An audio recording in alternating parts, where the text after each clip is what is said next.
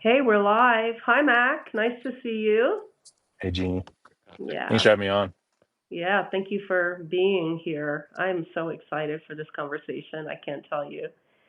So, where you calling in from? Where are you parked right now? Yeah, so if you can see, I'm in my RV. It's a Class C mobile home, which means it's one of the RVs you can drive. It's got basically the truck front, and then it's got the RV shell over it. So it's a pretty big rig. It's 34 feet long. I have it in the Denver metro area right now. I bought a Jeep Wrangler a few months ago because at the time when I was been traveling around my RV, mainly my electric bike's been my other mode of transportation. Oh, wow. Okay. Yeah, and the Jeep that I had at the time that I was driving didn't really have. It was basically falling apart, Mhm. and so I sold that and got a newer. It's not a new Jeep Wrangler, but it's a used one that's got some good miles on it. That's got all the lifts. I mean, when I look at vehicles, it's typically what can I take elk hunting is normally the number one thing that I'm looking for. Come What can on. get me Yeah. through the snow? And And you did the RV life for a bit too, so I think yeah, you're out in Utah, so getting out and seeing the sights, yeah, that's just one of the things that I think for me is really important with the vehicle. So basically, I got my Jeep Wrangler, and I just got done setting up a tow bar on the front of it so yeah. that I can tow it behind, I and love then that. just getting the electrical done. So yeah, just about ready to get going. I got a turkey hunt coming up in the mountains of Colorado, and then after that, likely a lot of kayaking, fly fishing, Mhm. hiking, that kind of thing. Yeah. So I'm hearing right off the bat, one of the things you're highlighting, Mac, is one of the things that we share in common. One is that I lived in an Airstream for 3.5 years, so we both know what it's like to live on the road.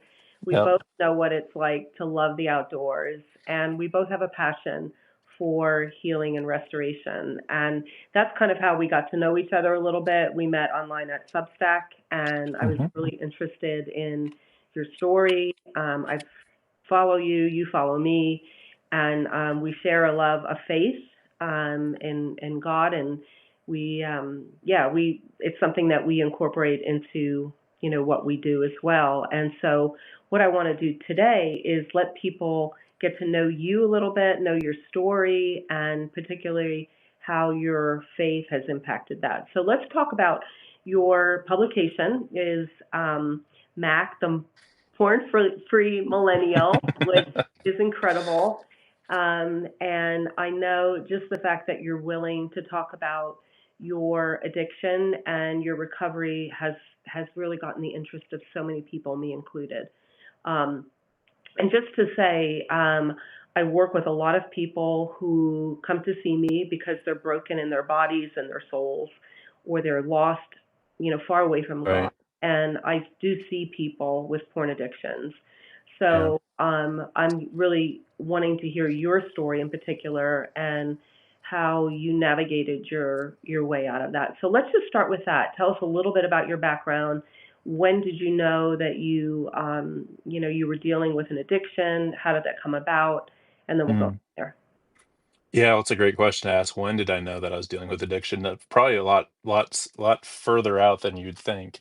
Okay. Uh, I was just writing about this today in my newsletter about Carl Jung and the shadow and Yeah. how basically your subconscious starts writing the script for you that you don't even know is going on. And that's a really relatable to me, I think, in my life. So just to share a little bit about the origin story, I suppose. So I was first exposed to porn when I was the age of 10, Mhm. and that was at a neighbor's house, just across the street where I Wow. grew up. And it was just one of those things, right?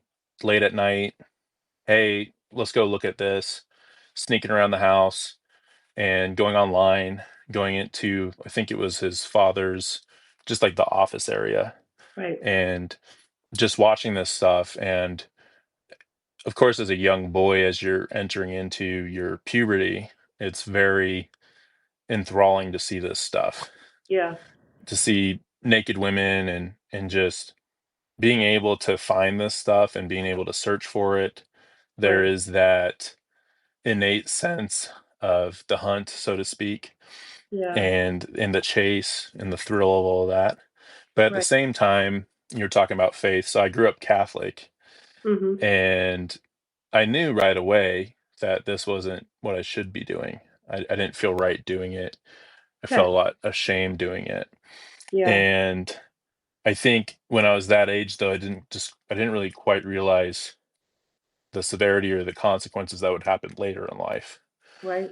To me, it was something that I think all of us kids knew in Catholic schools. Hey, keep it silent, but hey, if you know where to find it, let me know. Or hey, this one of our friends, hey, this friend knows where to find it. And yeah, it started to be like sleepovers and stuff like that. I think just around that age, it was just something that was pretty pervasive just around Wow. our age group. And then it became something that I started to do on my own, right, when I Right. was at my own house. And I'd sneak on the computer or go onto the TV late at night to look for infomercial or commercials. I won't name any names, but just things that were really triggering on TV, or just trying to find anything I could get my hands on, basically. Right. Okay. And so yeah, that was a part of my childhood growing up. And I think at first when I look back on it, it was a mixture of being really curious, Yeah. and then also I think the hooks that happen when you're doing something that you shouldn't, but you're getting away with it, basically. Yeah. And a little bit of the thrill of doing something and being like, "Hey, I got away with it. I didn't get caught," but still having that suspense of, "Oh, I might get caught," type of thing. Okay. And yeah, I love my parents. They've been married for 35 plus years. Amazing parents. I don't really think that they ever gave me the proper talk when it came to pornography. Right. There was some sex talk and things like that, but I don't think I ever really fully got. I don't think they really fully knew the extent of online porn. And that's Oh, the interesting thing, as I've come to realize writing about this and talking about it, as just the different generations and what they experience with pornography. yeah. But I'm 33, so I grew up in the 90s, and I still remember as a kid not having internet, which is a really weird thing to say. Uh, some younger audience members probably don't, like, what? Internet's always been around, but there was a time in my childhood, um, I feel like privileged to say, where I was able to run around and not have any internet. But then it was around, I think, 2000-ish, when I was around the age of 10 is like when internet really started to pop up. And I still remember the noise that it would make when you're trying to connect, like the ding dong, that song, Oh, or yeah, yeah, yeah, yeah, that tune. yeah, yeah. Yes, I still remember that. And that was probably it's probably burned in my mind, because that's when I was trying to fire up the internet to look at porn, basically. It's just this crazy to think about. But Yeah. basically, I'd say as a kid, I mean, it was just full blown for a really long time. And more or less, I got caught here and there by my parents, but I never really fully understood, and I don't think they did either, Yeah. just the deep roots that were embedding in my life, and that would really come later in life and ruin a lot of things. Yeah. So that's mainly just telling, just as a kid, how I was introduced to Yeah. it. And I would say, thinking back on it, that past relationships before my past marriage, when I look back on it, it really did affect those relationships as well. I remember the first Wow. girlfriend I ever had, I just broke up with her out of the blue. And I think that was around the time where I was like looking at porn a lot. And it's almost like I just lost interest in her. Wow. And Okay. and yeah, and that was in 8th grade.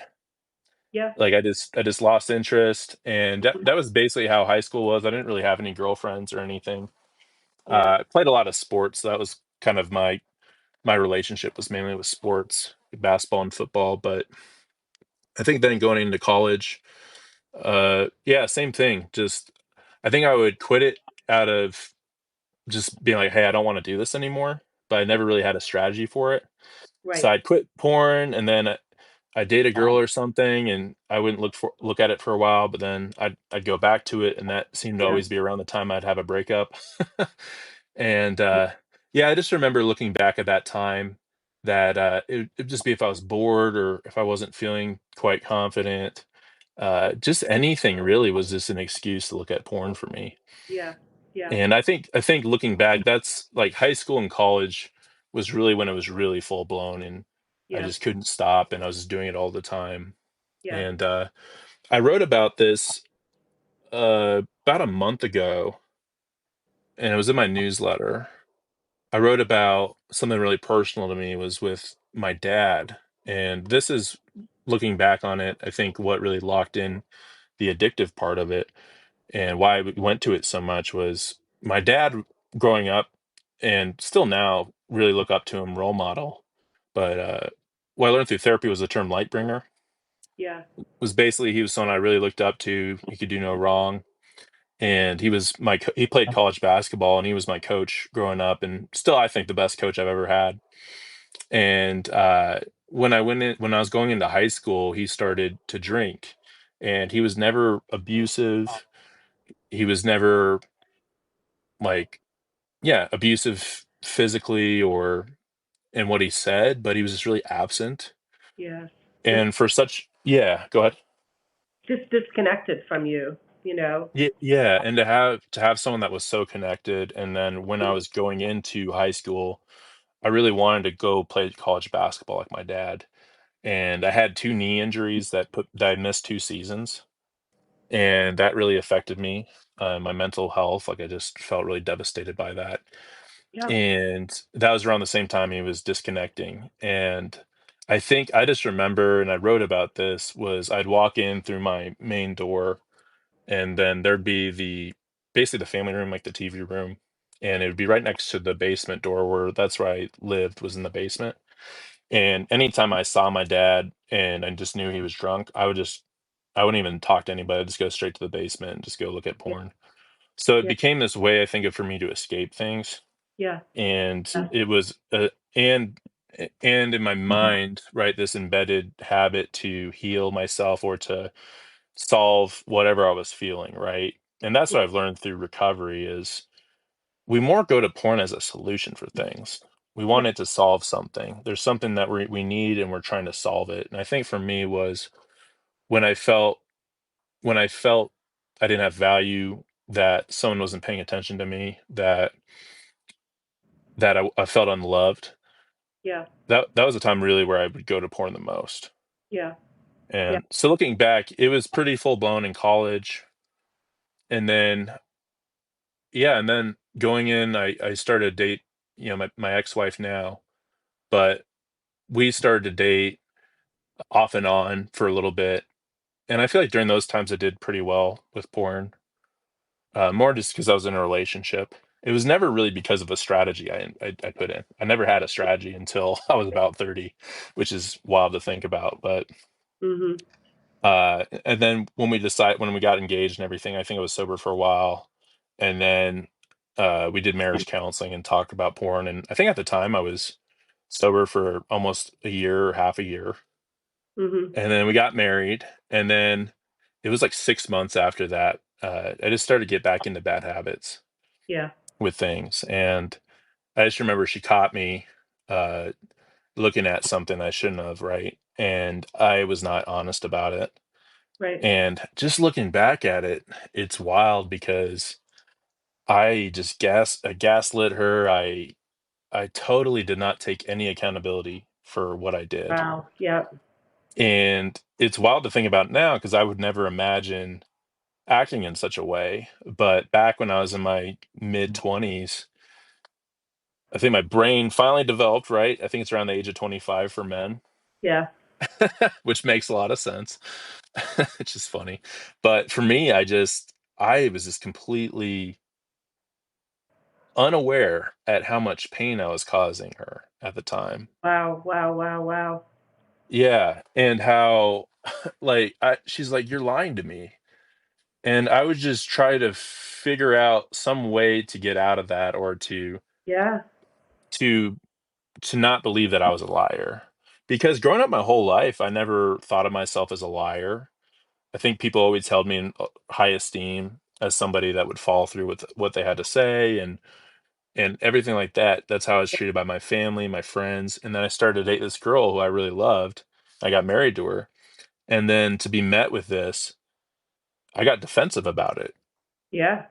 That's And the nature I of addiction, isn't it? It's just like yeah, you wind up becoming a person that you don't recognize anymore. So anyway, I don't want to stop your story. You keep going. no. Yeah, so I think that was my first rock bottom moment.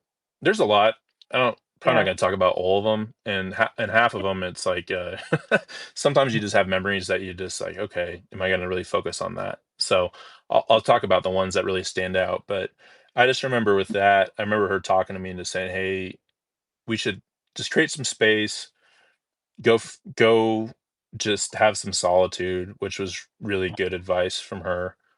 And we had this family cabin that my grandparents built in the mountains of Colorado, and it's got some access to some fishing, and I love to fish. So I took my dog Bo with me, and we went up to the cabin and did like Mhm. a 3-day weekend, and it was basically like a porn recovery boot camp. Uh, I still remember this to this day. I started to look up things, and I found this podcast called Porn Free Radio. So if Okay. anyone's listening, that's a great podcast. I mean, I think the best one out there. He's been in the podcasting realm for a while. He's kind of the OG, I think, like porn free guy. His name's Okay. Matt Dobshoots. But Matt, his podcast really struck me because his first podcast was basically him talking about getting caught and how that all developed and why he does his podcast. So I remember listening to that as I was in the parking garage, getting into my car to go to the mountains. And I just listened to, I think, 20 podcasts of his. It's, that's all I did was I fished, ate some steak or whatever, the fish that I Mhm. caught, walked my dog, and read. I Mhm. read Jocko Willink's Discipline Equals Freedom, and I listened to this podcast, Porn Free Radio. And then I just journaled my brains out, which I never journaled before, which is interesting because I really wanted to be a writer when I was in high school and in college. And then when I got married, I think I just stopped writing. Right. Okay. So it's interesting to look back on that because I write now a lot and consider myself as someone that's becoming a writer. I'd like to keep writing and write more.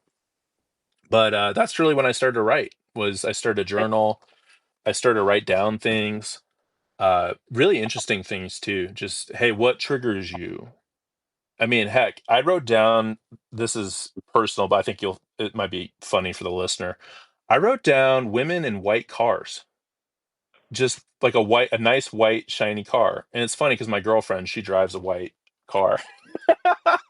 So I don't know what that is, but I wrote it down, right? I was Yeah. like, I don't know what this Yeah. means, but I'm Yeah. just gonna write it down because this is a exercise. This is Yeah. something I can do to start honing in on, hey, what is this? Which was really interesting because before that time, I never even thought about it. It was unconscious. And Yeah. it's a weird thing to say, but I really did not think about it. It was almost like it was this Pavlov's dog thing to where the bell would ring and I would start looking up porn. Yeah. And I didn't feel Wow. great about it, right? But I didn't quite have regret or remorse because I didn't really think it was affecting anybody Right. Oh wow. until, yeah, until I got Yeah. married, until I saw my wife at like, hey, what are you doing? Like, this is, we're Christians. So, hey, this is a sin against God. This is a sin against yourself, me. And I didn't quite get it. So I wasn't quite, when I apologized, I wasn't quite sorry because Right. I didn't quite understand I knew it was wrong, but I didn't quite understand like why Yeah. and all of that. So Can I I just started, can I pause yeah, for go one ahead. second? Because I want to say something I think that's really relevant at this point in the journey. Is you had mentioned even from the beginning when you had that initial exposure and there was, with the kids and stuff, and you said deep down there was shame and you knew as a Catholic kid back then, it's Right. like, oh, I shouldn't be doing this, right? But it was something that you kind of wanted to keep in the dark. It wasn't something that you wanted to, other than with your friends, it wasn't something that you just would talk about. And I think that's the very nature of what happens to us as far as the spiritual perspective is when things are kept in the dark. The enemy, the Satan, whatever you want to call it, likes darkness, right? And Hmm. we know that when when things start to get exposed, when light comes in, it doesn't feel good, but that's when the healing can start, right? When all of a sudden there's a light that comes on it, and it's like, ooh, wait. And when you're carrying on by yourself, you're not even realizing there's anything wrong with this, and you don't want to share it. You know that it's not something you want to talk about, which is ironic because now you're talking about it all the time, but the light has Right. come in, you know, Right. and you're realizing like, wow, this is important to get this out here. But it sounds like after your wife caught you and sort of started to accuse you, and then you're feeling like, okay, I'm gaslighting her. I don't want to admit what's happening here. I don't want to, whatever. And she suggests, okay, let's separate and have some time alone. It was then that all of a sudden you start to be curious about what exactly is going on with me. Yeah. And I think what I want to point out here, Mac, which is something that I talk about with my clients a lot, is to start to get curious about your own behavior, to start to get Mm. curious about why you do the things that you do, to be able to look at that from a perspective of curiosity and kindness, because a lot of times, especially if you're in an addiction, whether it's porn or drugs or food or whatever it is, there's a lot of shame, and Yeah. there can be a lot of self condemnation that comes into that as well. It's like, oh man, I suck. Why am I doing this? I don't want to do this anymore. It's hurting my wife or whatever. But to be able to be kind, because there's a reason why you're doing what you're doing. Okay. And again, we can go off on a tangent on this, but I just want to say this to anybody that's listening right now. Whatever that addiction is, and in this case, porn, is we are looking for comfort. We are looking for connection. We're looking to sometimes numb pain. You talked about how painful it was that dad was disconnected from you, your hero. Right. He was not there for you. And by then, you already had a habit of being able to comfort yourself because you get a nice dopamine hit, Oh using, yeah. and it's a little bit of a, whoo, okay, I'm feeling down. It's like you said, Pavlov's dog. My hormones are going down. I'm not feeling good, and I need to get that boost up, and it's the dopamine hit. So at this point of the story, you're now starting to get curious about your behavior, and you're spending time alone, you're getting information coming in, which is someone's talking about the addiction and you're hearing, Right. you're starting to journal about, okay, what's coming up in me. So it gives you an opportunity. It's a tool that you're using to be reflective about what's happening inside of me instead of spending the time trying to white knuckle it, like, oh, I'm just not Mm. porn. White knuckling it, I mean, I've read your stuff. It just doesn't work. And I know with my clients, No. it doesn't work. We need to understand what's driving the addiction. Okay, what is the need that the addiction is filling in my life? So you're at this point in your journey, you've been called out by your wife, you're taking a weekend away to kind of reflect, and now you're starting to get curious and you're journaling. Okay, so pick up with the story. No, that was a great ad. Yeah, and I got my notebook out too. I see your pen. I was like, okay, I Yes. want to write some stuff down because you're sharing some really good wisdom. And my lighting is hilarious. It looks like I have the worst sunburn. Maybe I do, but I was out in the sun a lot. Okay, that's better. Yeah. So basically, I went up to the cabin. I was fishing a lot and thinking a lot, right? And like you said, this was really the first time I thought about what I was doing, really, outside of this primal or this program, whatever you call it, habit that I was doing. Yeah. So I started to write it down, started to think about it. I came back with a plan, and I started to get involved in church. I got involved in a Bible study. I got involved with a sexual addiction counselor, Christian based. So that was the first time I ever went to a therapist. And I think what I've learned at the time is I don't think I had an issue with sex addiction. I think as I've learned with porn addiction, there's some separate details with that. I never really had an urge to go have sex with people. That was never an issue with my marriage or past relationships. It was more of the inward act that I'd go inward Yeah, versus outward. right. But it was a great start, and I'll talk about that in a bit. And then so getting involved with the church, Bible study, and then the counselor. And then the third one was actually I reached out to Matt Dobschuetz because he did groups. And I think I initially started doing one-on-ones with him, and then I went into group. So I did three things basically was I reconnected with my faith because I think that's an important thing. As you were eloquently putting it earlier in just describing this, I was thinking about how really in high school, definitely in college, I just disconnected from God. I Yeah, disconnected from my faith. I think I had some things with the Catholic Church that I still have that disconnected me from Catholic Church, yeah, but I just didn't really put a lot of effort into speaking with God or getting close with Him. And I think a big part of that was just because my porn use was so full blown, I didn't even know where to start with yeah, I talking get to that. God. So I just didn't really even think about. Oh, I would think about it like, hey, you should start talking to God more.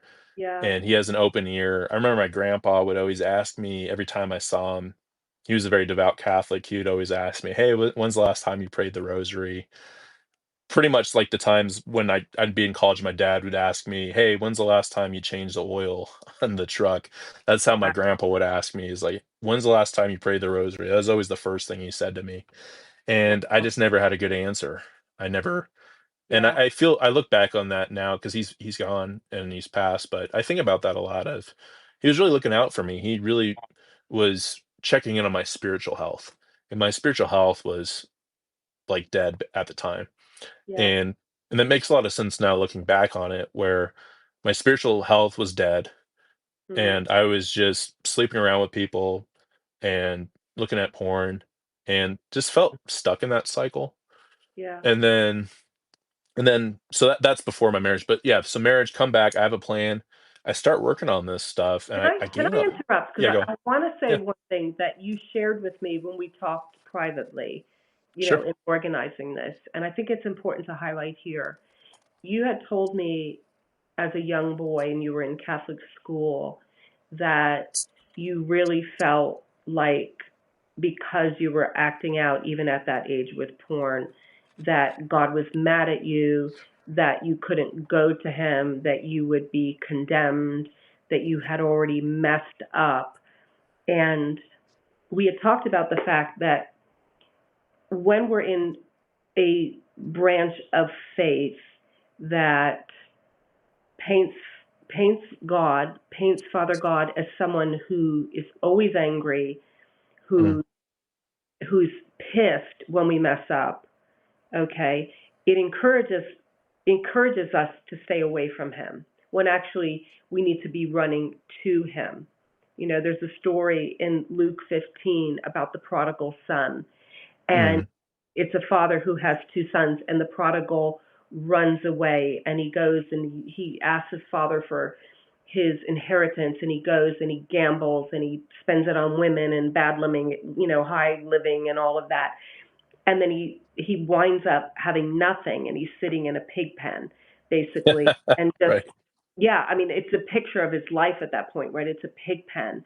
And what he decides to do is he's like, you know what, my servants at my father's house have a better life than I have right here. I'm going to go Mm, home and I'm going to repent and I'm going to mhm, say, Dad, I am so sorry I messed up.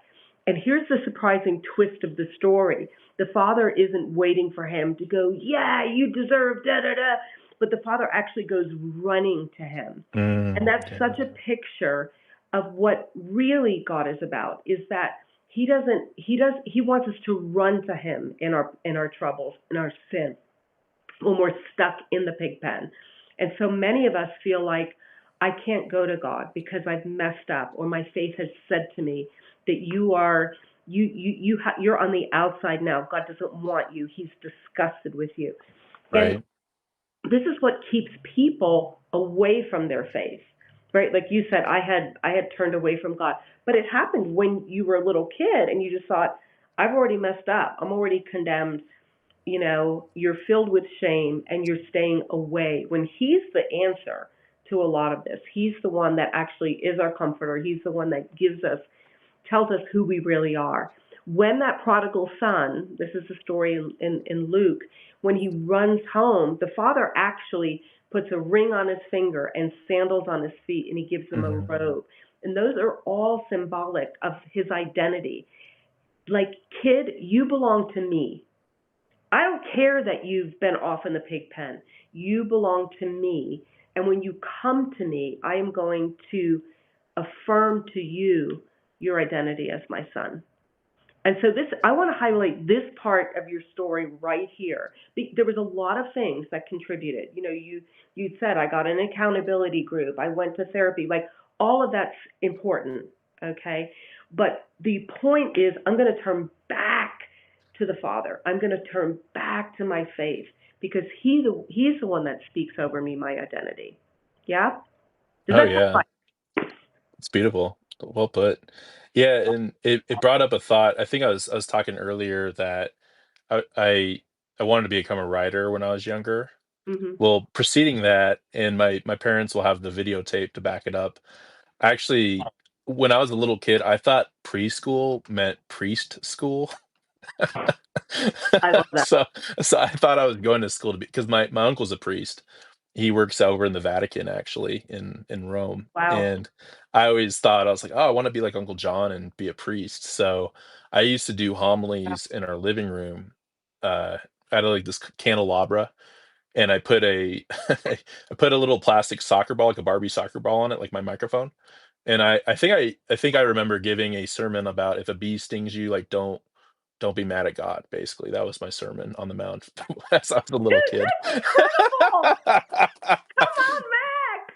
I So love I that. I was this really devout kid. I remember that because Yeah. I remembered that in private school when I was really young, I would make it a point to kneel as long as everybody else at the very front. And who knows if I was just trying to show off, but I would kneel like on the wood because I always thought of kneeling in Catholic church. Kneeling is not fun. And especially there's some Catholic churches even today that they just don't really have great padding for your knees, like the Yeah. really hardcore ones. And I remember as a kid, I was like, well, Jesus died on the cross, so I'm gonna if I'm suffering, I'm doing it for God. That's how I thought when I was a kid. Wow. And I think internalizing though that belief young and how I remember being taught was if you did certain sins, they were very serious cardinal sins, Yeah. and that you have to do all this stuff to get it forgiven, basically. Yeah. And completely missing the boat on Jesus dying for our sins and that being the price that was paid for our Wow. death. Wow. And I didn't really think about that, and I don't think I was really taught that when I was a kid in Catholic school. So I think that, like you said, that really drove me away from God because I just didn't really I wasn't connected with Jesus really. I just disconnected from Jesus, and Jesus brought me back in bringing believing back in Jesus and what he did as a role model, as a man. And that's I mean, we'll talk more about me today, but I mean, gosh, like that's just always blows me away is Jesus and how he lived his life. Like that's as a man how I want to model how I want to act every day, how I want to model that for other people is to just think about Jesus when I every day think about what would he do in this moment or how could he handle this kind of conflict. Yeah. And I was completely disconnected, but I started to get back. So basically Yeah. in the marriage, yeah, I would say that there was some really good times of sobriety. I was building back a lot of trust. I think I had a few relapses here and there, but more or less, I was able to handle them a lot better because I had strategies in place.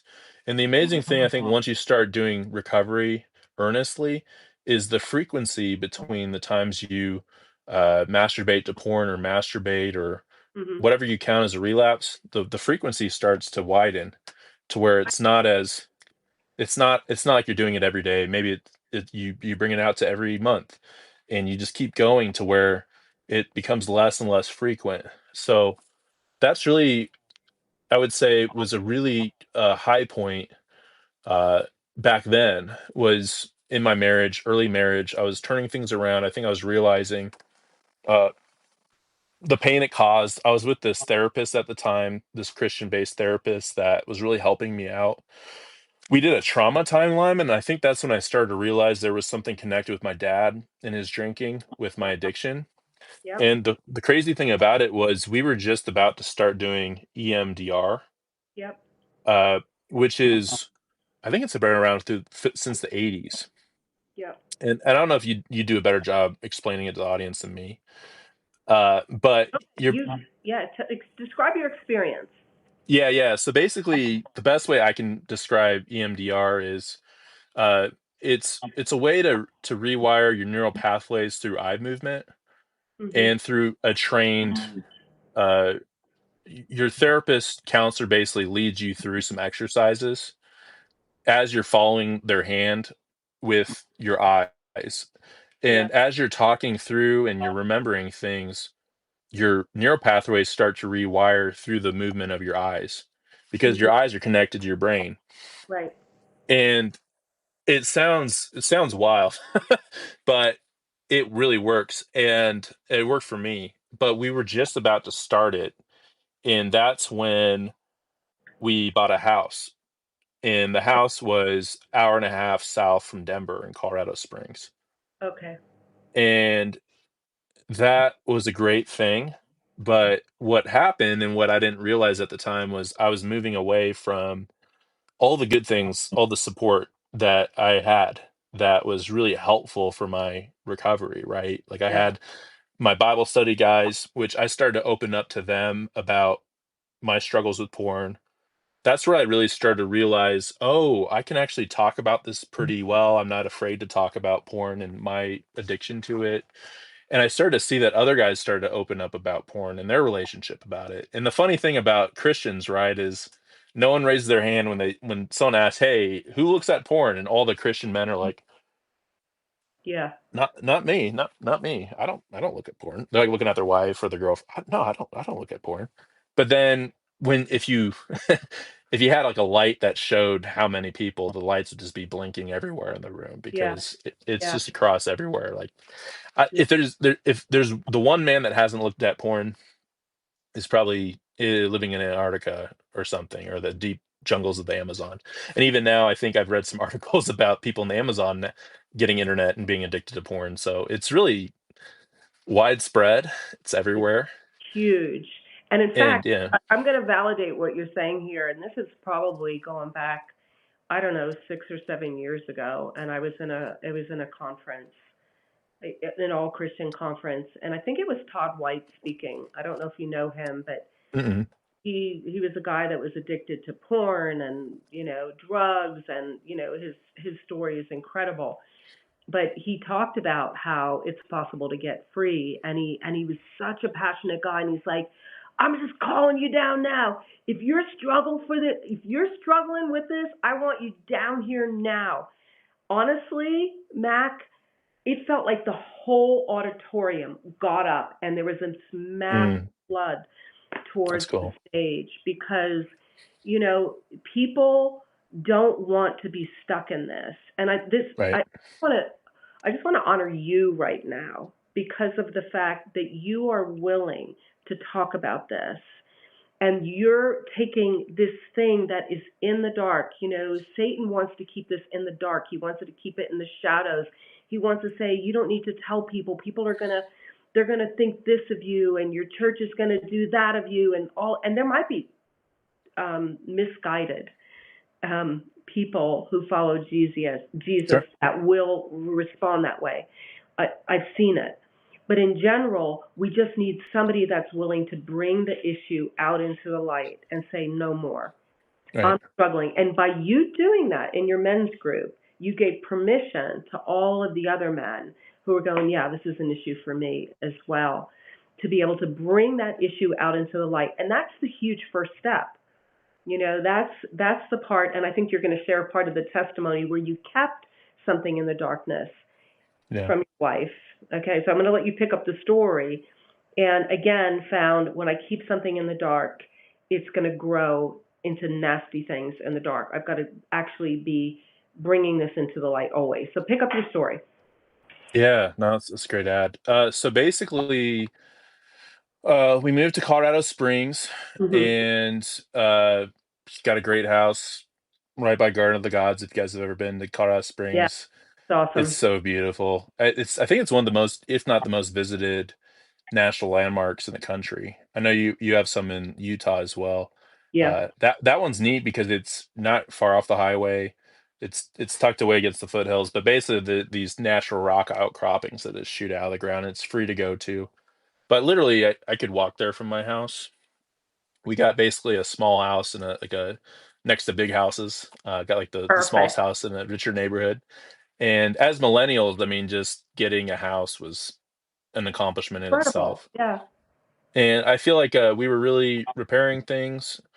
Things weren't perfect all the time. I think definitely intimacy was affected throughout the relationship because of yeah, the early and it's something I really want to point out that's really important too for people listening is it's not just the porn use, it's really the lies surrounding it that are typically the most hurtful, I think, for a spouse or for a partner is it's I think the porn in itself, right, is there's a lot of things you can talk about that aren't healthy about it, sexualizing, dehumanizing people, treating people like objects, and also as a Christian, right, like that's adultery with your eyes. Like yeah, there's no other way to put it. yeah, And but I always remember that my ex, she'd always just say, it's not really the porn itself, it's more the lie about it. yeah, It's you not telling the truth about it, right? And yeah, so basically there was repair, but there was still, I'd say intimacy struggled a lot. Really, I mean, it really got affected, I think, initially after that first rock bottom moment where that happened. It really affected our intimacy, which sucks. I mean, when you're in a marriage, intimacy is a huge part of it. yeah, Uh, but for me, things were going well. I think at the time I was nearing 2 years of sobriety and I was in great physical shape. I think I was running like 3 5Ks a week, just great shape. People were just wondering about me. They thought, "Hey, are you eating any food?" Because I was just really slim and fit and spiritually on fire. Just everything was clicking really well. And this is the interesting part of the story was in September 2021 is when I initially created Porn Free Millennial, the publication, the podcast. I created it. And I really the first post I ever made was in May 2023, which I'll get to. So it was September 2020, or sorry, 2021. And I was really confident. I was seeing the benefits that being porn free was happening in my life, where there was repair happening in my marriage, really close bonds with these church group guys. Also, I've just had close friends for my whole life, been blessed that way.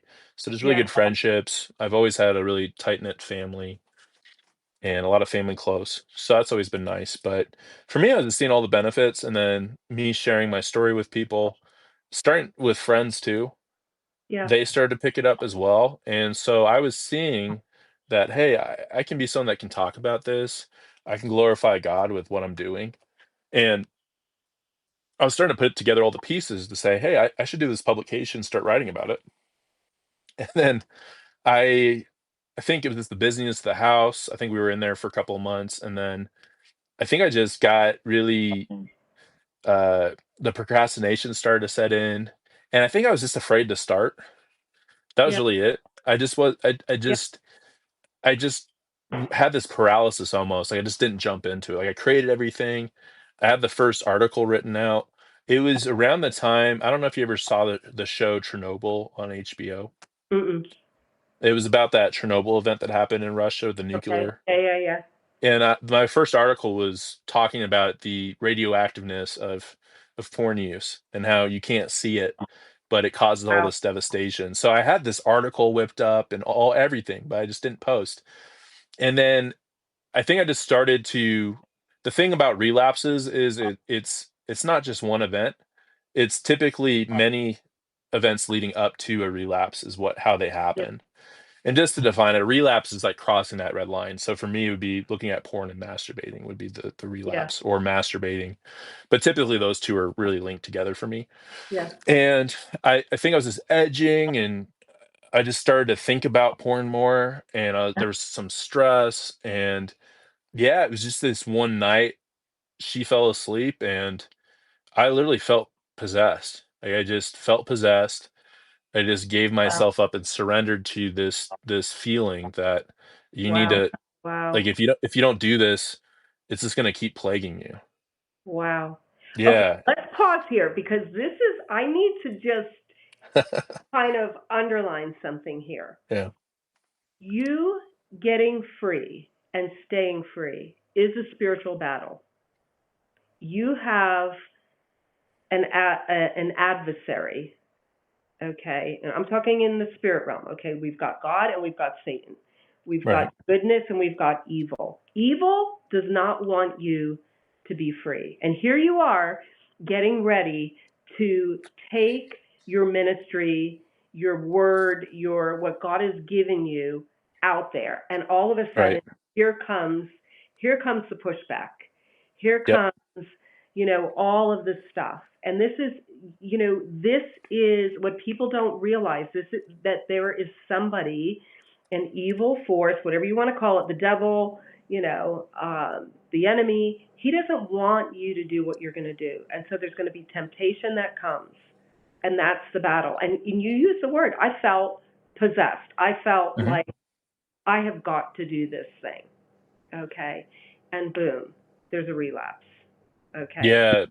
Yeah, and you put it in a really good way, and it's not the first time someone's mentioned that. Like my mentor, who's a priest or a pastor, and my therapist, who's a Christian counselor, they've told me that many times. Is the closer you get to this, the more you write about it, the more impassioned you get. The enemy is going to try to find ways to throw you off. Like the closer you Excellent. get to doing something meaningful or positive, there's going to be more temptation to fall back to Yeah. these old patterns, these easy Yeah. ways of gratifying yourself. So that's a great point. So yeah, I just remembered I was like shaking. I felt like I was convulsing almost when I had this relapse because it was this big like moment where I'm like, no, like how did I just do that, you know? And I felt so sad and really devastated by what Yeah. I just did because I just knew that this was just gonna break my ex's heart to hear this. And that's what I was telling myself, right? Yeah. I think if I would have handled things a little bit differently, which we'll talk about, things probably would have worked out differently. But of course, the enemy and my thoughts were telling me, you can't tell her this. Like you can't tell anybody No. this. Like you're gonna have to Keep it start all in the over dark. again. Keep it in the dark. Push it back into the Yeah. dark. Okay. Yeah, So, keep this in the dark. Don't tell anyone about it. yeah. And I'm like, but God knows. Hey, just don't tell anybody. So I made a pact with myself. Maybe it was a pact with the devil to say, hey, I'm gonna not tell anyone about this. I'm gonna just bury this. No one has to know. It'll be my thing because I don't want to hurt anybody. I don't want to hurt her anymore. Yeah. And I've heard that countless times working with people, and it's really sad. It's just I'm hurting somebody, but I don't want to hurt them, but I just keep doing it, right? And the thing that we forget, like you're talking about, is the only way that we can break that cycle is to actually talk about it, be vulnerable, and let the Lord come in, let the light come in. Yes. Yes. And it's a lot like what I was writing about in my article today, but the shadow. We have to confront the shadow. We Yep. have to face the shadow, and that's when the light will come in, is when we actually can confront the shadow. If we don't, it's just going to keep growing. Like we have to Uh, face whatever that darkness is in us, because we all have it. We all have darkness within us. And but when we find it and we're able to see what it is, where the darkness is coming from, like you were saying, is a lot of the times we're hurt by something. There's something that we're hurt by. yeah. And we tend to do stuff to solve the hurt or to meet that need that are not healthy, that end up hurting ourselves and hurting others. And then it's this brutal cycle where we feel shame, we feel pain, and it's this cycle of pain and shame, pain and shame. I call it the porn prison. You're just stuck there. You're just stuck in this Uh, cell. So yeah. basically, I was in porn prison at the time, and my ex at the time, she got COVID around that time. And then it was biblical. We lived in the at the time the area where there was a lot of wind sometimes because it was like right at the foothills. So we had this massive storm, and I believe it was either the night of my relapse, the night after it, from what I remember, and it was like this biblical storm, from what I remember. I was like, God is bringing down everything on me, and literally woke up this storm, and the neighbor's cottonwood behind us almost hit our house. It fell, and it was a giant tree, 50 feet tall, and just landed in the yard. And then the fences were destroyed. So of course that was my first natural excuse to say, well, I can't talk about it now, Oh right? yeah. So Mhm. then that was like bought me a little bit of time. And when all that was cleared up, I thought about like, well, hey, I got through the month or two without talking about it. So I don't need it, because I don't think I relapsed after that point.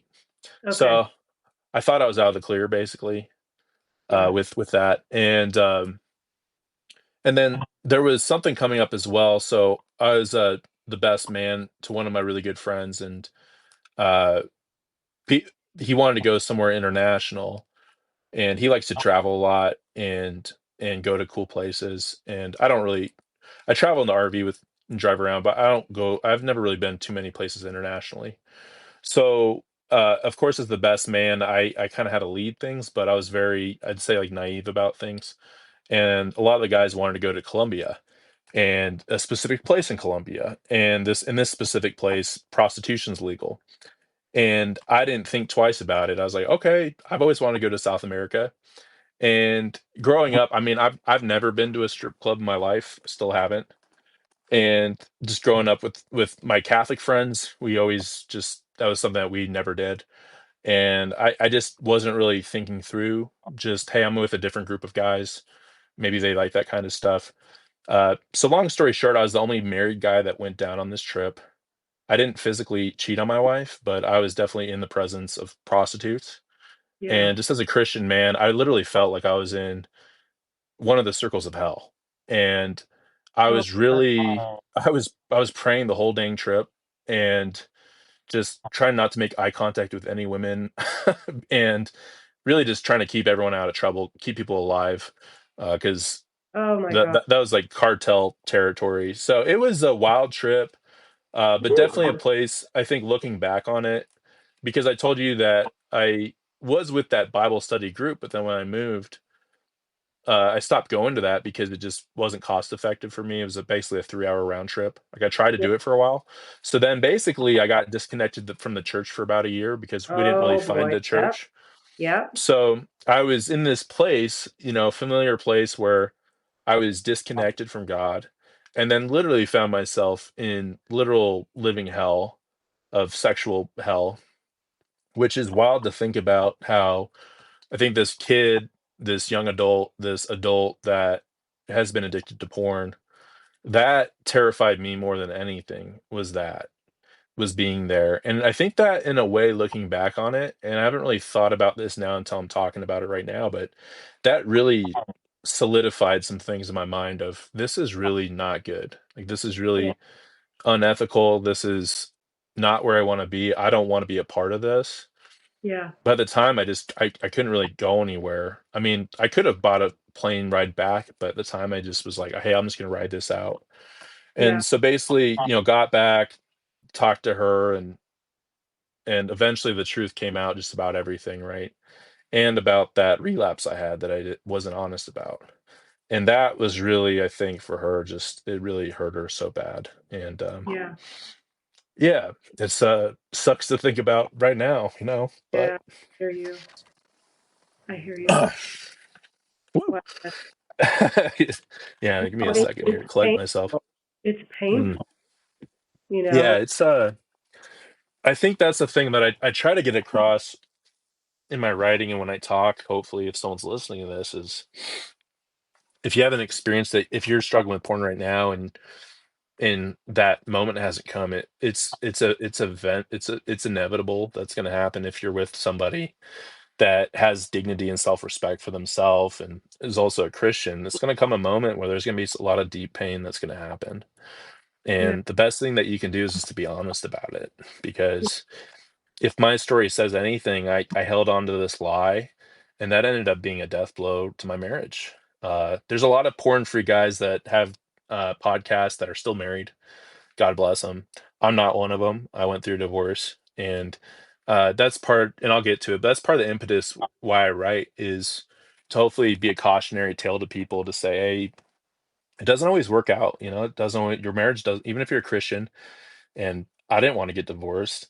And we tried to really fix it for a while because that was back in 2021, and my divorce Yeah. finalized in March 2023. So we actually, okay, so this is the next heavy part of the story. So, uh, really just tough conversations with her.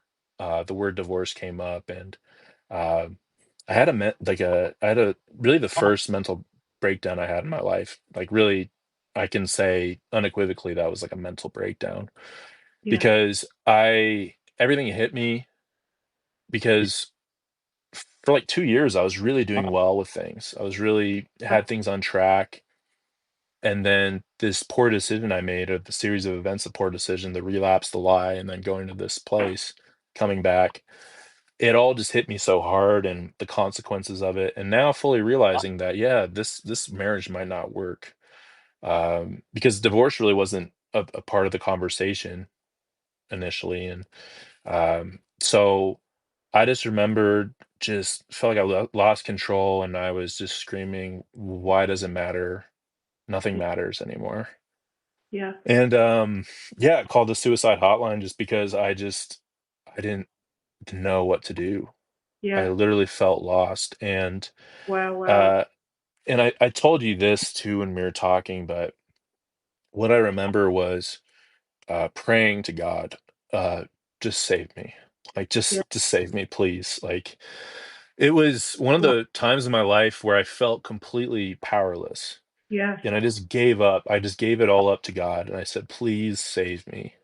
Yeah. Like, just Wow. take me in, like I'm broken, right? Yeah. Wow. Wow. Um, yeah, and it felt, yeah, I just remembered it felt like I was in this roaring river, and there was a boulder, and if you're in a roaring river, you hit a boulder, it's not gonna feel good. It's gonna knock the wind Yeah. out of you. But I still remember this today. Is this I was just picturing this river I was in. I was drowning, and then God was that boulder that held me. Wow. And Oh. yeah, and so then I talked through, because I wasn't necessarily planning out anything.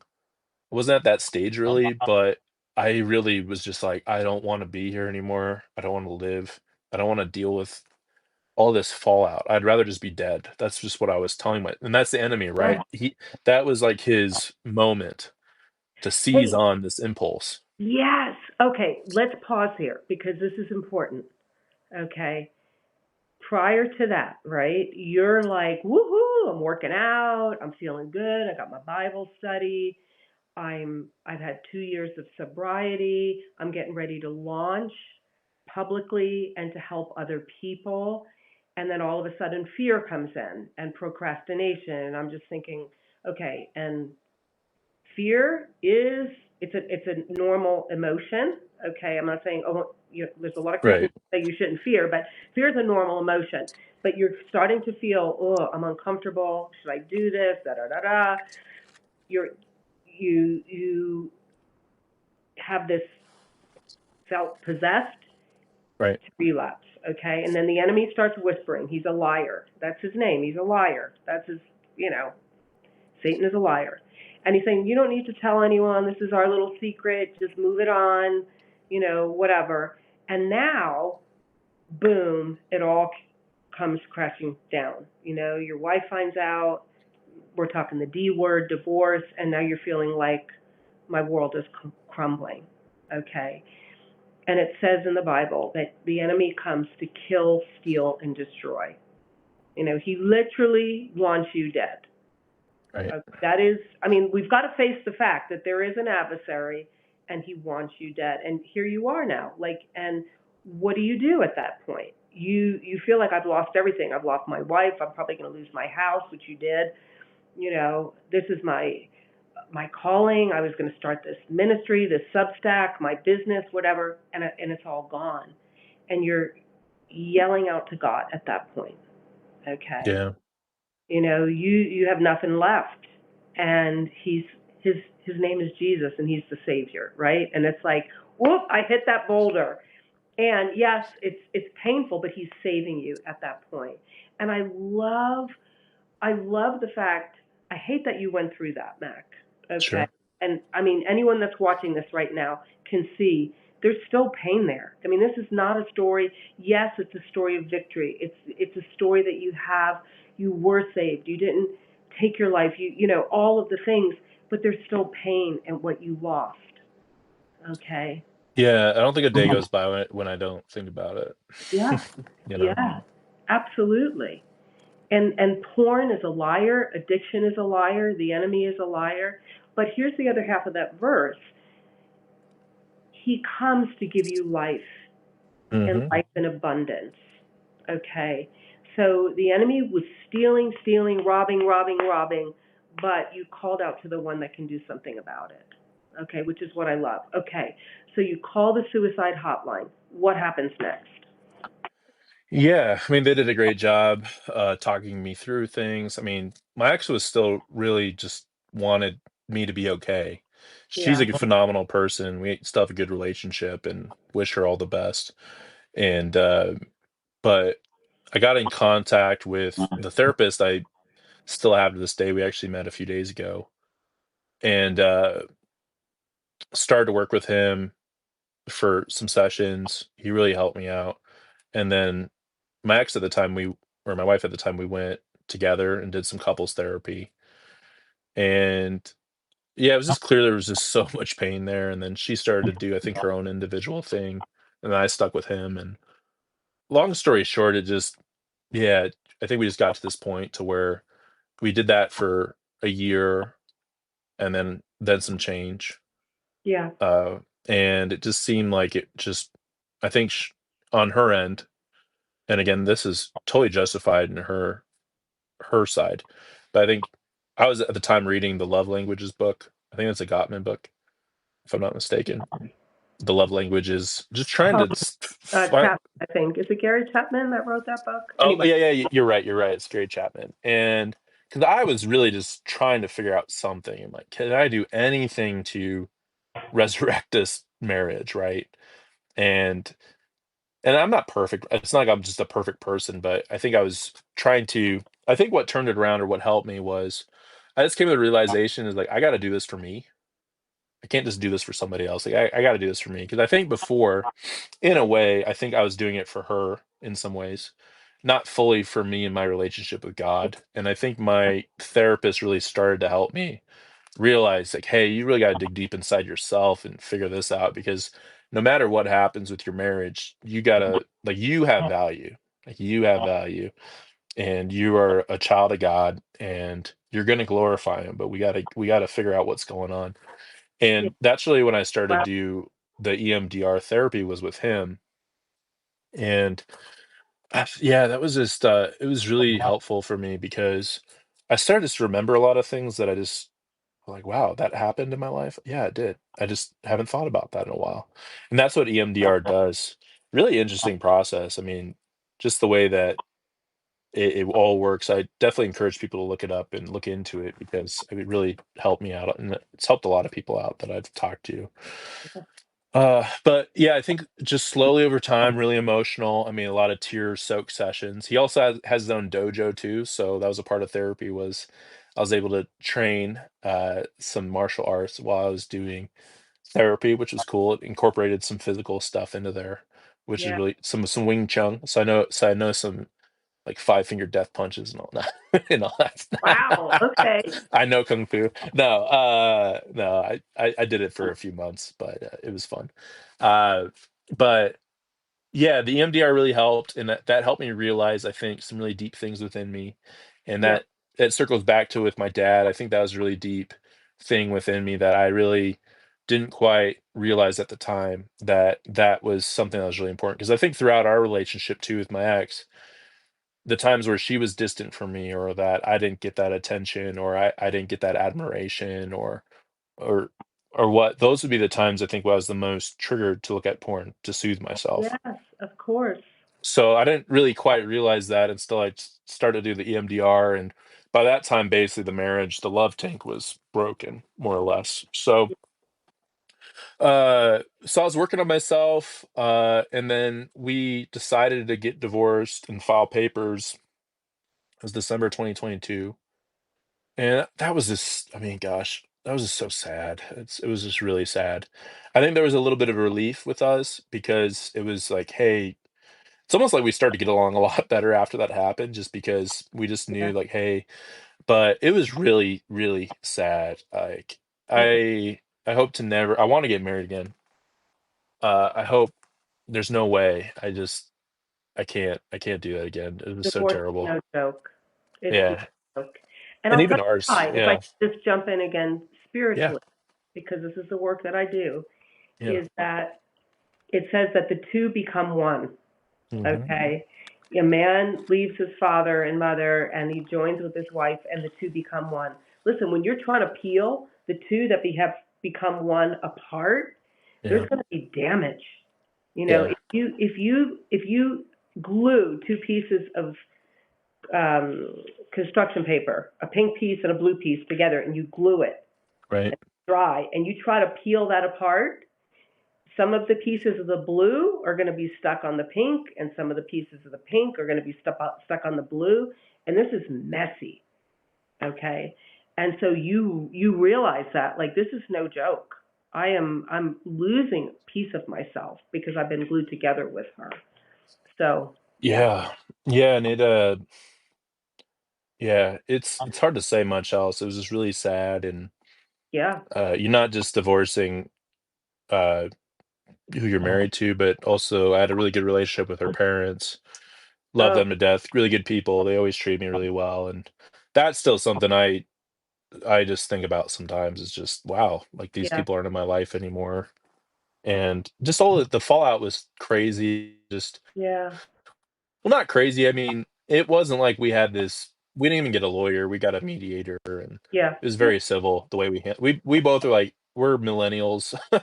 We don't want to screw each other over. We want each other to do well. And yeah, I think God was with us throughout that. And yep, but I will say, yeah, just separating and then going to my parents' house as someone that just bought a house, not and that was living in it for almost 2 years. It just felt very demeaning to just move back, and but yeah, I was very grateful to my parents. They were yeah, so kind. And they still are. Sorry, yeah, emotions. But uh, I mean, I'm just blessed to have a good family, because yeah, I can't even imagine going through divorce where you don't have a good support system, and it's yeah, just, I really, my heart goes out to people like that. yeah. But Uh, I'm gonna pause but for a yeah, I have a great sec. family. Yeah, go ahead. I God is just he's blessed you in so many ways, despite that what you've been through. And thank you for sharing so openly and vulnerably and sharing your heart with us. You haven't, to me, that's also a sign of healing, is that you are connected with your heart. Yeah, And, porn is a poor substitute for emotional connection. And in fact, it keeps you from an emotional connection. And so I'm seeing the byproduct of healing and the fact that you're connected to your heart and you're connected to pain and you know how to process that. But what I want to do now is just slowly start to wrap, mainly because I didn't plug in my phone and I'm going to lose battery probably in the next, I don't know, whatever, how many minutes. And I don't have my charger with me. But I want you to summarize, if you would, Mac, with letting anyone that's watching this know, one, what would you say are the most important tools in any kind of, in your particular recovery of addiction, but in any recovery, and what role that you would encourage people to think about with faith? Okay, because it's so Yeah, easy out there to, I got to journal, I got to be accountable, I got to put, you know, think, uh, monitoring devices on my phone, and all those things are good. Okay, there's nothing wrong with those. sure. But what piece does faith come into that? So if you can address the tools, what was the package of tools that you use, and then what kind of encouragement do you want to give to people out there that are struggling? Yeah, so I think I'll just weave into my story. So I'll try to wrap that part up. But basically, I went back home. I was sliding. I was going back into relapse just because I felt really depressed.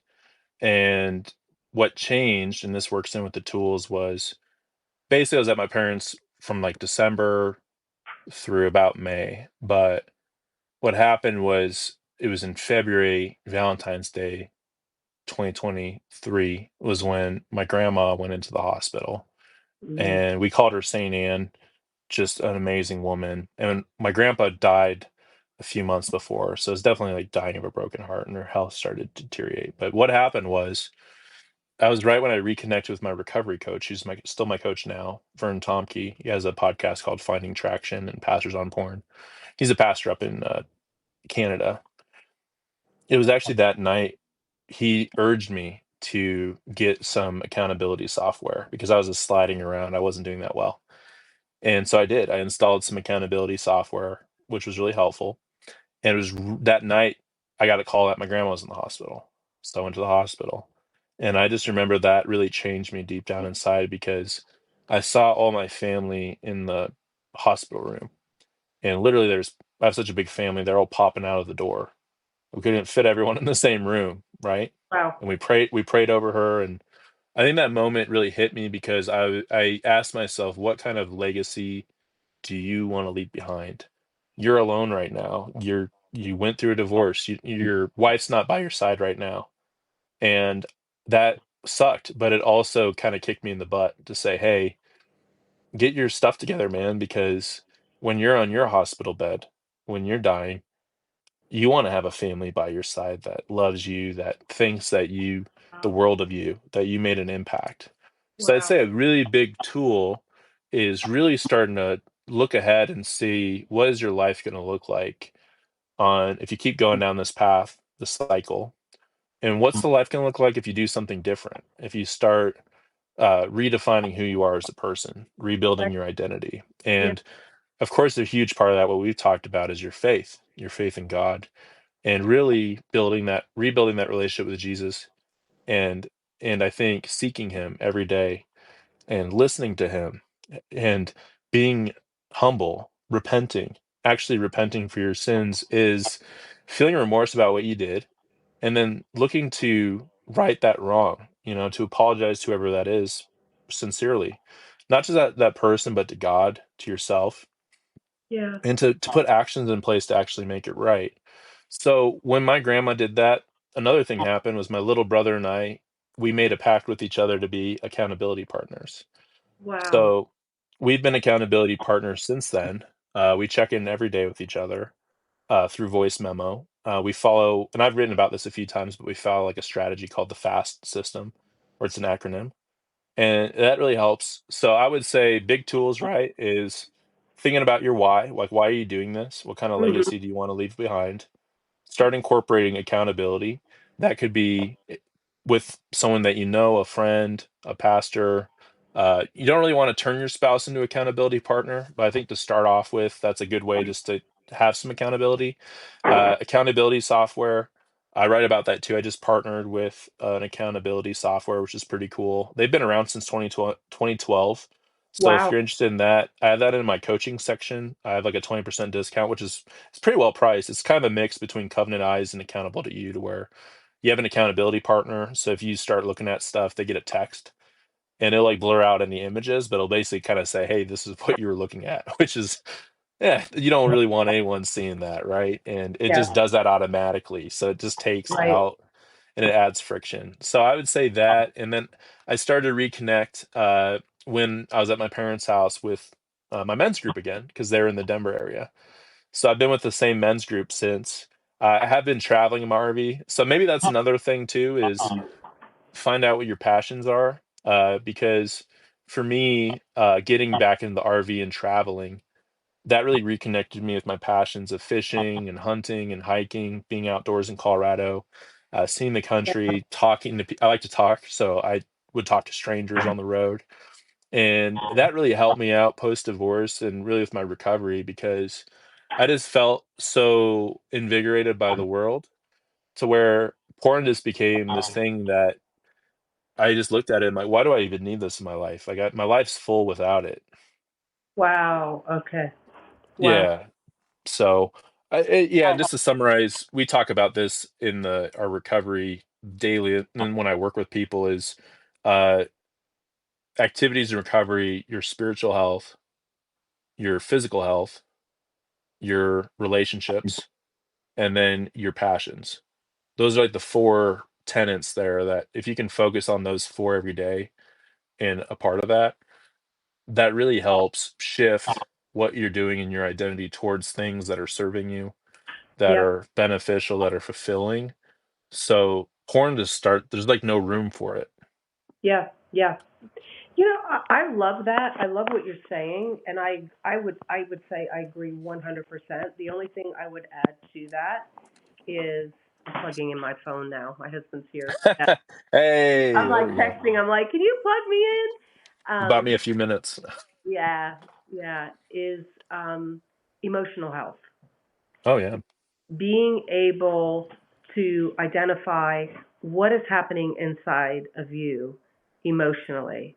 I'm lonely. I'm sad. I'm hurt. You know, all of the things that are happening that undiagnosed, unprocessed emotions is what drives us to our addictions. You know, where fear, you know, when you were experiencing a lot of fear in the beginning, that relapse right before you were married in your new home and you're thinking about launching your Substack and all the things, and then fear is bubbling up, doubt is bubbling up, and it's like, ooh, now all of a sudden I'm thinking about porn a lot. Okay, Yeah. so Yeah, and I was gonna add, so it's kind of it's interesting that you said the emotions. So I'll just lay out, and if we have a little bit more time to talk, I can lay it out real quick. yeah, So do, when my brother and I we do our check-ins, they're called fast check-ins. So yep, the F actually stands for feeling. So that's actually oh the my, first thing you talk about. So it's funny that you said that. I was jumping the gun a bit because I thought I had a rush, but the A is activities and recovery. So basically, you always start off first with your emotions. How am I feeling today? That's the first place, and that takes a little bit of time. I have a few articles about it because I've had some check-ins with my brother that have gotten really long because I'm feeling a certain way, right? But yeah, it's good to process that. But basically, F is for feeling, A is for activities and recovery. So then you got your spiritual health, your physical health, your relationships, and your passions. And yeah, then S stands for sobriety. So that's if you had any slips or if you just where's your sobriety? We use a traffic light. So green is good. Yellow's caution, you're edging closer to the red light. That's risky. And then red light is your relapse. That's your red line. right, That's, hey, I crossed it. I got to start over. Not start over with your recovery, but hey, whatever. If I'm tracking my sobriety, that's when I want to start it over. So yeah, that's the S. And then there's two T's. So the first T is your threats to your sobriety. So that's what is threatening my sobriety. So that's one of my favorite parts of the check-in is talking about the threats because it really helps you think about what are things that happen today or what are reoccurring threats. I yeah, mean, and as you get into recovery, you'll start to realize you can call out even the smallest things. I'll yeah, mention one today. I literally was because I was telling you I'm at my parents now preparing to go on the road in the mountains. I was going in the mail. I picked up just a flyer and it was from for some sport I won't say. And there's just pictures of women on there. And again, it wasn't anything that was like pornographic, but that to me is like, hey, I'm gonna check in that because that could be a threat. Because yeah, in the past, when I was a kid, that would be fair game to me.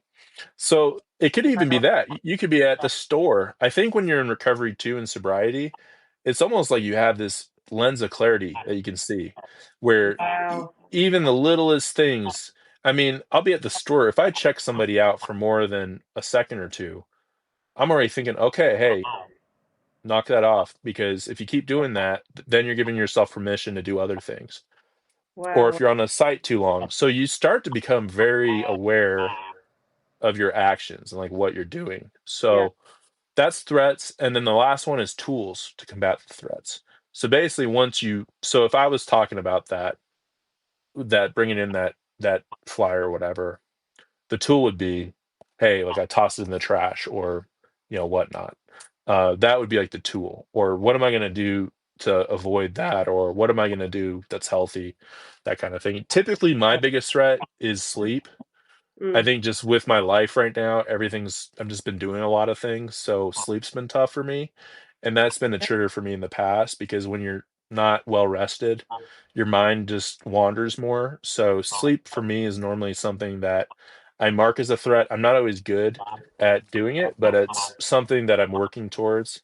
And my mentor always laughs when I say sleep because I say it so often. He's like, "Oh, sleep again," because sleep is, I mean, as another It's huge. tool, Hey, as listen, I sleep. start with that with a lot of my clients is they'll come and say I'm having this problem or my marriage is suffering or I'm out of control with my weight because I Yeah. see people physically, emotionally, and spiritually. That's my restoration. It's all three tenets because we're triune beings. We have a body, a soul, and a spirit.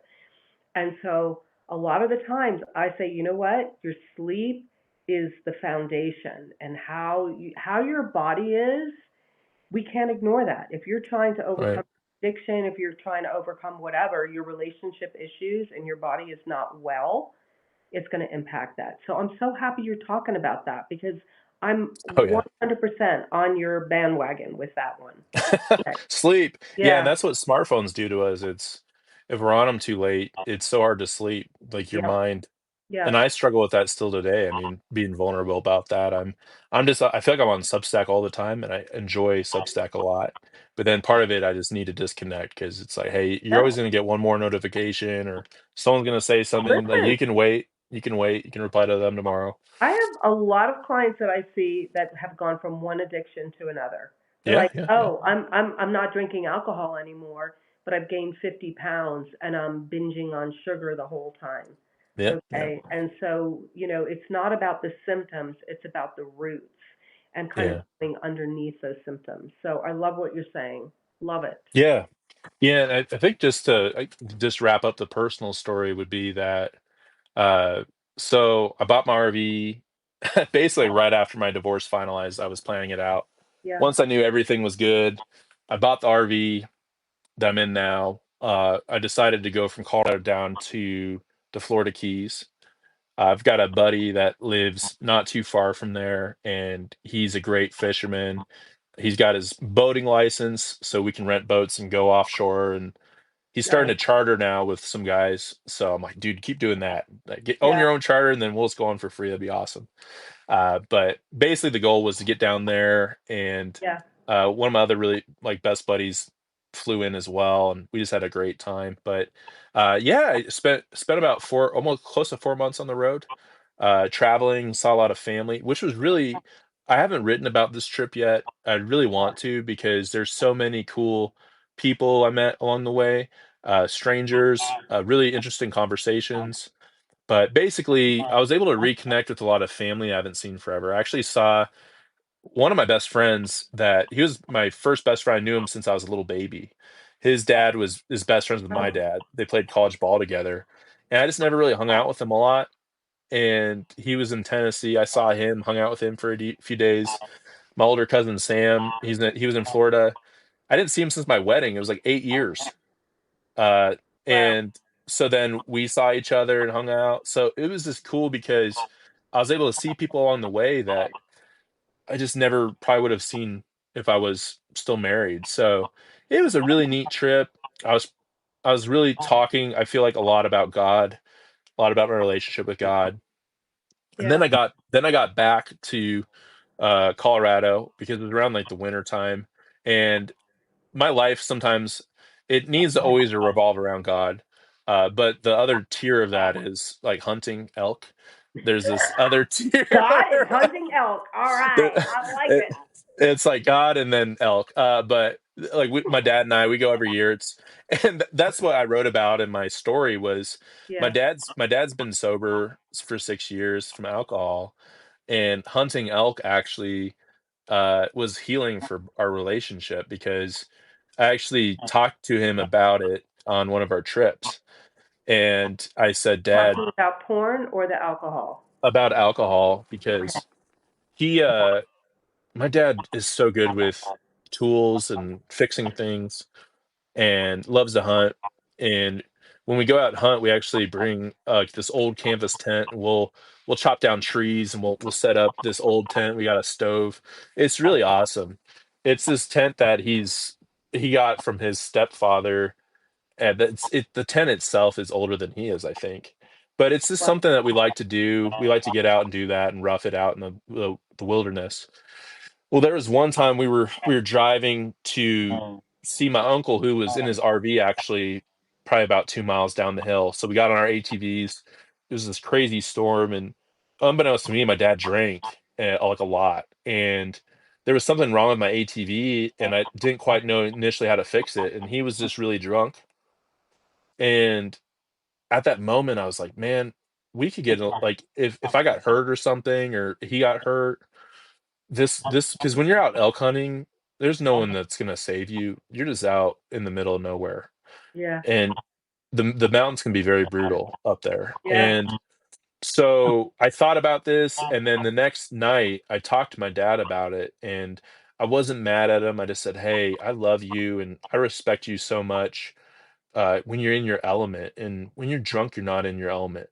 You know, you're distant." And Wow. I basically just told him, I want to keep hunting with you until you're like 90, but if you keep going like this, I don't think that's going to happen. Wow. And I want to hunt with you for as long as possible. And Wow. literally, you could see in his eyes, he got it. He understood what I was saying, and I didn't come at him in a place of anger or yell Yeah. at him. I just said, "Hey, I love you so much, and when you're sober, you're so sharp and you're on top of it, and I respect you so much. And then when you're not, I don't even really want to be around, you know?" Dude, that is incredible. I want to pause here because Yeah, this is a message for all of us. You were calling dad higher. You were saying, Dad, this is not who you are. You drunk is not how. I'm putting words in your mouth, but that's sure. not how. That's not what God has for you. I'm gonna. I want to see you up here, Dad, and this is where you're at your best. And listen, as human beings, we respond to that invitation to be called higher, and that's what God does for us. You were actually acting in faith like Father God towards your dad. You're calling him into his true identity. You're using your words to say, Dad, this isn't you. This isn't who you are. And you said, he got it. Instead of, because if you just came at him, Yeah, and it would have caused shame to come in. It would have yeah. guilt, and it would have caused potentially him to hide or run away. But because that you were actually partnering in my perspective, you were partnering with God's spirit when you spoke to him and called him into a different place. And it's incredible. So the punchline is what? Your dad stopped drinking, right? Yeah, he stopped drinking, and I was like 2 days later, I shot my first elk, Oh, and come on, that is so awesome. it gets even better. So the crazy part about it was, I think he started, so his dad passed away when he was going into high school of brain Mm, cancer. His dad was a bush pilot. He flew planes in Alaska. He was a geologist, just incredible man. Hunted, just it would have been great to meet him. You know, just super outdoorsy guy mm, and really smart. Passed away of brain cancer in his 30s. And that was when my dad was going into high school. And then when I was going into high school, I don't know in my dad's mind. I don't want to go there, but I think there was some sadness that was there. And when I shot the elk, I thought about my grandpa wow. and just being a part of that, you know? Yeah. And Wow. it was really powerful. Like I think the first thing I did when I shot the elk was I just cried, I Yeah. just cried. And Yeah. um because I never knew him, and I'm like, this is a connecting piece. Like we're Yeah. connected now. Yeah. And when I basically ran across, I took about a 500-yard shot. I shot it through the heart. I uh, ran across this field when we saw the elk. My dad said, "Go get him," and I just ran across this field with my gun. And when I got to the elk and I saw it, I was like, "Wow, this is crazy." My dad caught up to me, and I was trying to use this buck knife that I got from him, and I don't think I sharpened it that well. I was just so young. Not taking great care of my stuff. And my dad pulls out of his bag a set of brand new knives that he was waiting to give me. Oh my. Oh And my it was God. crazy. Yeah, I Stop. know. I know. It was like a movie. And I was like, whoa. So, anyways, it was just a Wow. cool moment. And Yeah. I think if that whatever that is to someone in their life with a parent or the loved one, all those moments exist with us. And but Yeah. you have to be, I think, present in the moment to really experience it and to remember. And I think for me, another benefit of being porn free is to have clarity of thought. I can remember things so clearly now. I think when I was addicted to porn and suppressing a lot of things, I suppressed a lot of memories. Yeah. And a part of being porn free is I'm not suppressing these things. I Yeah. might still suppress things. Like I gained weight. I'm still looking to lose weight. I'm not perfect. But with porn, it was such a deep suppression. And Yeah. now that I don't do that, I can actually remember things. And even if they're painful things, painful memories, there's a value to them. There's an Yeah. importance to think about them and say, like I said, I don't go a day without thinking about my divorce and the pain that I put my ex through, because to me it's fuel for me to be a better person, Wow. Wow. and Wow. just to treat people well, treat Mhm. strangers well, treat the ones I love well, treat everybody well. Um, but Wow. anyways, yeah. So my dad, really proud of him. Yeah. Uh, but yes, I got my RV. I was traveling. I was meeting people, and then as I started to travel, it was in May 2023, so 2 months after my divorce. I picked up Porn Free Millennial again with a renewed passion because I just I have some deep uh like a reckoning is coming to the enemy. That's how I feel. And Yeah. whatever way I'll do that, I'll do that in the nicest way possible to others, but I'm not going to treat the enemy that well at all. I'm not going to leave any room for quarter, really. So that was Oh, really what wow. what fired me up. And Yeah. I think it's my main article that people see when they go to my page is my breakup letter with porn. And Yeah. I was so fired up when I wrote that, and I still feel the same way today. Yeah. But really, that's the impetus behind what I do now, what keeps me going, really, Yeah. is that whole story I just talked about. Was Yes. it led up to this point to where I said enough is enough, not just for me in my personal life, but for others in their life. Hopefully this can help spur some kind of thought, be a spark for somebody that needs it. Because I thought in my life, if I could have just heard somebody talk to this in a relatable way, where I didn't feel like just a POS, that I'm unlovable, and someone just talking me through it while they're going through it a little bit ahead of me, I think that can be really helpful. Because I think sometimes when porn is talked about, at least from what I've noticed, when people talk about it, they do a great job, but they don't talk about themselves a lot. Right. And it's just like you. And I still want to do that. I don't want to just talk about me. But I also want to say, like, hey, like I experienced this. This is what Yeah. I've worked through, and this Yeah. is what I still work through. And I think that relatability can help people.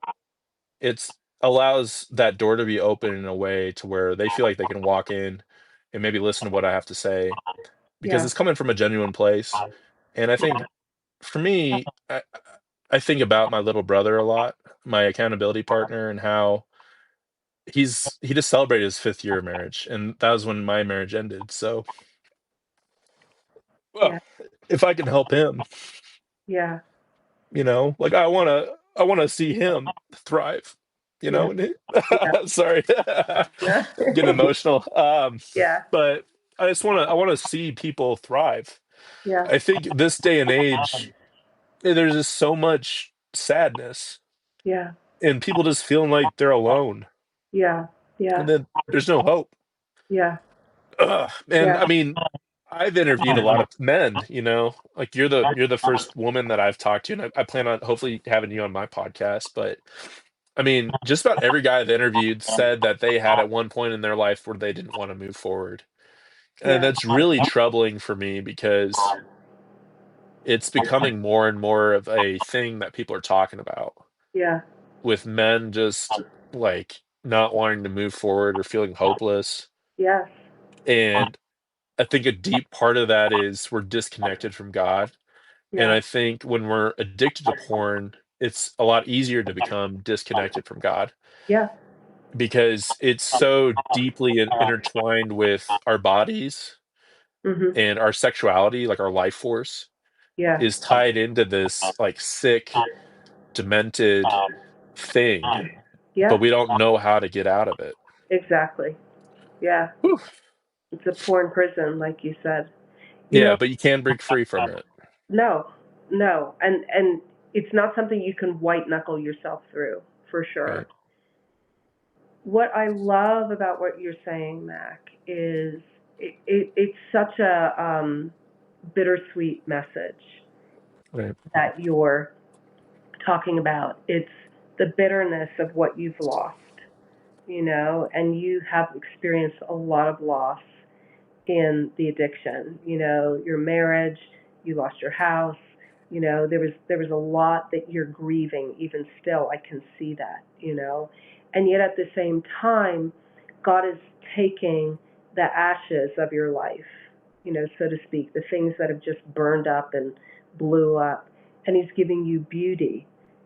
And this is a promise in scripture in Isaiah 61 where it says he gives us beauty for our ashes. And in that Mhm. particular scripture, he also talks about those people that have been captive, those people that have been in mourning, those people that have been devastated, the ones that are suffering in addiction, that in that healing that he gives us, he calls those people oaks of righteousness. Mhm. Okay, and they're the ones that go on. If you read further on in the scripture, it says they will go on to restore the ancient cities and the ones that have been long devastated. In other words, it's the people that he brings healing to that he uses to help those that are still in captivity. And that's what God is doing with you, that you're passionate about helping all of the people that are subscribing to you. And if you haven't subscribed to Mac, you need to. I'm subscribing to Mac, and I'm not struggling with a porn addiction, but I learn a lot from him because, substitute blank addiction, Right. substitute I'm disconnected, substitute I've got a father that I'm struggling with. And you're in God healing your addiction and is healing. I know you're a works in progress, right? But look at your dad got set free from his alcohol addiction, right? And your relationship with your father has been resumed in a way that that God really showed you in that hunting. When you were able to hunt that elk, and your father had those knives for you, and it's a Right. weird kind of guy thing, but I get it. It's just a That's funny. beautiful Yeah. circle of light thing. Yeah. But listen, this is how we're connected to each other, and your story matters, and your story is connected to your dad's story and your grandpa's story, and you're doing the work of healing so that when you have children, okay, and I'm prophesying that over you, that when you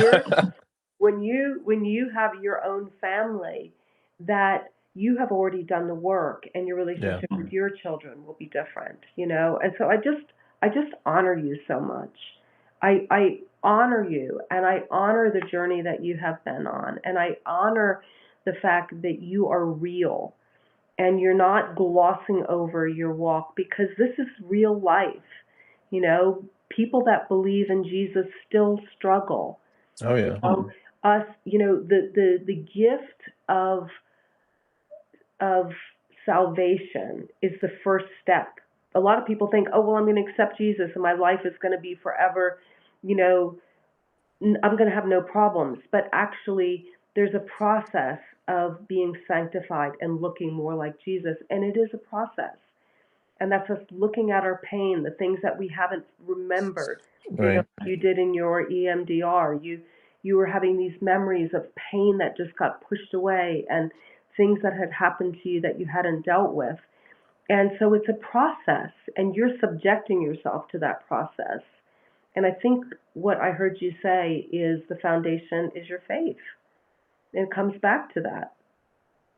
Yeah, I mean, ultimately, when you look at it, it is that, and I wanna share too, my little sister, we're walking alcohol sobriety together, and she just celebrated, 3 months, Wow. so I'm really proud of her too. Wow, look at you. You cannot help to shine. You cannot help to help people. And that's a huge call that you have on your life. And your audience is going to quadruple. It's going to grow and grow and grow because you are faithful to what God is doing in you. You are taking the mess of your life, and we all have messes, okay? It's just not that you're messed up. We all do. We all come in with Yeah. brokenness, and you're allowing God to use you to bring healing and restoration to others. And I feel your passion. Okay, I hear your heart, and it's not just you're waving the porn-free flag. You're waving the kindness flag and showing up for people and talking to people and being there as someone that will listen and encourage. You're there for your brother. You're there for your sister. You're there for your dad. How amazing! Yeah, and it's just been great, I think I feel like as a family unit, our gatherings have just been so much different, and all of us, we're all doing stuff as our family, my 2 sisters, my little brother, my mom, my dad, we're all doing that, but I think it comes from a place. If you saw what my family talks about, I mean, we're really just open with each other, but that's come through us, I think, being vulnerable, Yeah, and that can be hard, but I think once you break that seal on it, yeah, and you start to realize that it's helping other people, it it's hard just to be quiet about it, and yeah, yeah, I appreciate all those kind words, and I think for me, I really think that when you hit those real rock bottom moments and you have that literal come to Jesus moment that yeah, people will say, I think that that word gets thrown around a lot. That was for me when I called the suicide hotline a come to Jesus moment. yeah, I think it can really fundamentally change you if you let it, if you embrace it. yeah, And that's what I've learned from my life. I think back on my timeline and all the times I've been really close with God and connected with God, those have been times of abundance of growth, and not just that everything goes right, but when bad things happen, you can look at it from a different lens, you yes, know? It doesn't change the fact that grandma died, grandpa died, or this happened or that happened, but when you're connected with God, you see it and you're like, okay, in a you're bigger learning perspective. something. Yeah, Yeah, you're seeing the beauty of life. You're not damning God for taking away grandma, but you're saying, "Thank you, God, for grandma being in my life yeah, and for what she did and what her legacy." Because I think my grandparents, I thank my parents. I thank my grandparents for what they did and what they sacrificed and all yeah, the things that they imparted upon my parents, which they imparted upon me. yeah, And I feel like in a way, ultimately, I want to glorify God. I also want to honor my parents and honor my grandparents. I want to honor my family, yeah, honor other people, honor the yeah, community of humans. Like with porn, we're not honoring each other. yeah, We are not honoring each other with porn. We're not. yeah, It's we're turning people into objects, and that's really sad. yeah, It's not right to do that to other people. yeah. Wow. And I think hopefully by normalizing the conversation and by treating people with kindness and but still holding firm and holding to, what is the truth? Yeah, I hope that that can help just normalize the conversation so that the next time someone wants to look at porn, they can at least just stop and think about maybe a meme I created or Yeah. something shared to where it's like that quick little space that is needed Yeah. to make a different decision, To just and drop. that's really helpful. Mhm. Yeah. Yeah. Yeah. Well, listen, you have blessed me so much, in the short time that I've known you. I honestly have been blessed by you. I see how God is using you. I see how he's using your life and he's giving you a platform. I see that he has so much more for you, for you, Mac, and for your publication and your podcast and your coaching.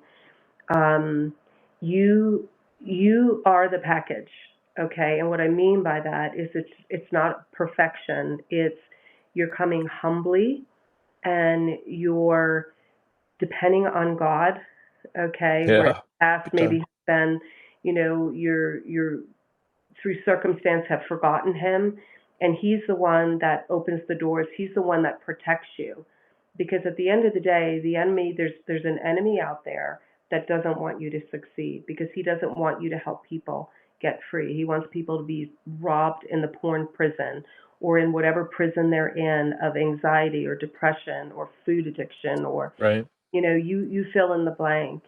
And so you're in the right place when you're connected to him, because he's the one that has you in the palm of his hand, and he's making a beautiful message out of what you have walked through. And so I just want to thank you so much. I just thank you for your humility, your vulnerability, your passion to help people. And I want to encourage anybody that's seeing this right now to follow Mac, okay, to get on his Substack. He's got tons of resources. I'm being blessed by everything that he writes. Your story about your dad was incredible. Okay, your writing ability is fantastic, and I just want to say thanks so much. And I know I'm going to be connected with you again. I know that. Yeah. Well, thanks for having me on. I just appreciate the time, and Yeah. you've blessed me as well. I think we initially, I think when we first started to talk to each other, like, oh wait, we'll talk for 30 minutes, and that didn't I happen know. in all the good ways. It was great. I'm like, Yeah. Yeah. we could talk the whole time, but you've Yeah. provided valuable advice to me, and I just appreciate all the encouraging words. And Yeah. yeah, I look forward to talking with you more. Yeah. And Yeah. yeah, thank you so much. Thank you so much. So God bless you, and I'll see you on the stack. All right, see you on the stack. Bye Bye, bye. everybody. God bless.